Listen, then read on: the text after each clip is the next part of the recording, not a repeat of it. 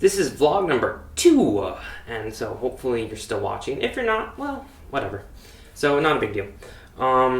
This is kind of a shorter. This is going to be a much shorter video than the first one. The first one was like I think 5-6 minutes. It's going to be nowhere near as long as that. So the one things I want to talk about is the goals. So the first goal is to reach 170 pounds, 180 pounds by the end of July into August, maybe late August, just because 10 months from now is August and I need to lose 80 pounds. So we will talk about the goals that I need to reach. And I mean, the first thing that I did is I went out and I looked up goal searching and how to set good goals and where to find good goals and those kind of specific details and how to start a good goal. And so my first thing was to figure out what I need to do. And the first thing you always do is you make sure it's a SMART goal. A SMART goal is specific, it's measurable, it's attainable, it's relevant, and it's time-bound. So it's SMART, which is, I guess, smart. And I think those are kind of the criteria I went out and kind of decided I'll make some short-term goals, some long-term goals, and some, intermediate goals where I have something I can reach midway and not feel. And I mean, I'll keep doing short goals when I do eventually hit a goal. I'll make a new short-term goal, and then the final goal is always to get to the 170 pounds. The first goal I wrote down and instantly thought this is a good goal is to quit pop. And I know, or soda, or whatever you want to call it. I think it fits. I think quitting pop will fit really well into getting that goal and making sure it's a SMART goal. And so it's specific, it's relevant, it's time-bound. I mean, time-bound I think would be the fact that it needs to happen within the first 2 weeks. I mean, pop is a huge part of my life, and it's a huge part of my calorie intake. And I think once I cut that out, some of these pounds will start flowing off just because the pop is gone. The second short-term goal is eating healthy and eating correct. And I watching my calorie intake over the last few days has just been an eye-opening experience alone. And so I think that continuing on that path and within the first month or two to get within that calorie limit I'm allowed a day and to maintain that and then find that spot where I can live with it and I'm happy with it and it's helping me keep and maintain that weight when I get to that goal weight.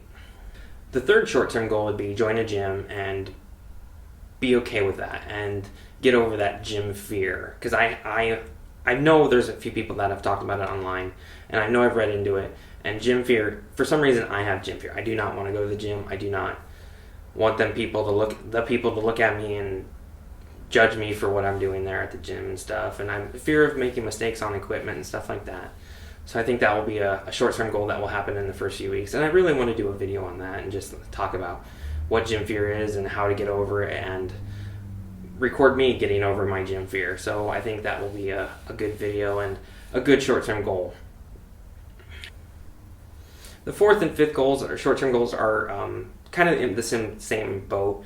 Develop a routine and stick with that routine, and then develop a lifestyle that I'm happy with and I'm okay with and that I can maintain and keep. I mean, because I think that's a lot of things why a lot of people fail at losing and go back to gaining weight is that they get back into that old routine. And I don't want to get back into that old routine. I want to be in the new routine, stay it, and make it a lifestyle change. And I think that would be a good first and long-term goal, is to develop that and be happy with where I'm at and do it. I have a couple of mid-range goals that I want to talk about really quick. Is just I want to figure out where I can be on a 5K. Because the first 5K I ever ran was 2 months ago, and it was a disaster. And I think it was nearing 40 minutes and maybe even higher than that. And that was with someone pushing me hard. And it wasn't pushing me harder than I needed to be, but it was helping, I guess. And so I don't think I would have had that own motivation to do it as fast as I did. So I want to find a base for a 5K and then work up to getting a faster 5K and eventually under 30 minutes maybe even would be a good goal to have. The next one is I want to lose 20 pounds by the new year. I think that's a good tracker of where I need to be, where I'm going, and how to do it. And so if I can hit that midterm goal, I think it'll be easier to get to the rest of it by August. And then the last midterm goal I would have is to be on that path of lifestyle change and be okay with that lifestyle change and continue it and develop it and figure out if it's going to be okay with me, if I'm okay with it, and stay on that course.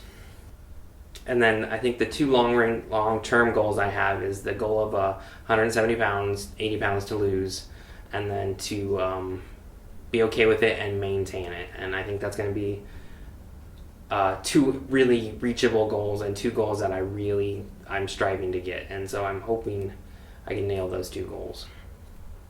Those are the two long-term goals.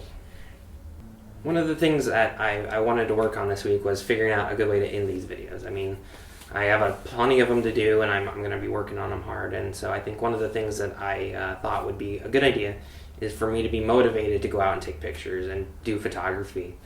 And so that I figured at the end of every video, it's just going to end real quick, and it's just going to be a photo I took of that week. And I think it'll force me to go out more and be more active and do more photography so that I have a new photo to show every week. And I don't want to be in that situation where I don't have a new photo. And so I think that's what I'm going to do.